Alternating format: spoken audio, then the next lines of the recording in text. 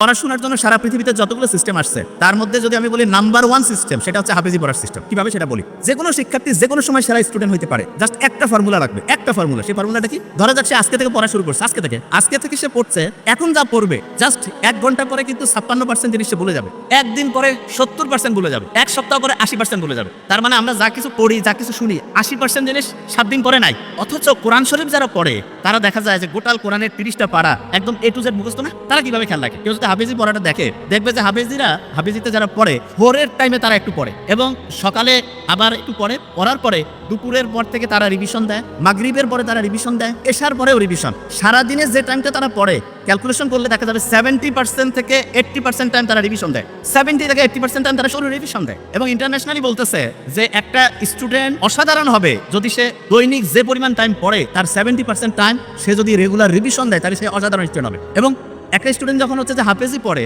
তখন তার ব্রেইনের মধ্যে কিন্তু একটা আলফা ওয়েভ তৈরি হয়, আলফা ওয়েভ। এবং এই ওয়েভটা এমন, একটা পৃষ্ঠা পড়তে লাগতেছে ধরলাম যে 10 মিনিট, আপনি যদি আলফা ওয়েভে পড়েন, আলফা ওয়েভ ব্রেইনের মধ্যে, তাহলে আল্লাহর রহমতে আপনার ওই পড়াটা 2 থেকে 3 মিনিটে হবে। তার মানে স্বাভাবিকভাবে একটা পড়া আপনি যেই স্পিডে পড়েন, আলফা ওয়েভ থাকলে তার থেকে 4 থেকে 5 গুণ বেশি স্পিডে আপনি আল্লাহর রহমতে পড়তে পারবেন। তাহলে যারা কোরআনের হাফেজিতে পড়ে তারা কিন্তু ব্রেইনে আলফা ওয়েভ তৈরিটা অটোমেটেড হয়। ওই যে আমি যখন কোরআন তেলাওয়াত আমরা শুনলাম তখন একটা ভালো লাগছে না সবার? কোরআন যখন শুনলাম কি কারণে ভালো লাগলো? কারণ কোরআনের আয়াতগুলো আল্লাহ এমন ভাবে অ্যাসেম্বল করছেন, যখনই আমরা শুনি তখন ব্রেইনটা কুল ডাউন হয়। এবং ব্রেইনটা কুল ডাউন হয়ে গেলে ব্রেইনের মধ্যে প্রতি মুহূর্তে যে হচ্ছে বিভিন্ন ঢেউ আছে, ঢেউটা এমন লেভেলে আসে যেটার নাম হচ্ছে আলফা ঢেউ। এবং এই ঢেউটা ব্রেইনের জন্য খুব উপকারী।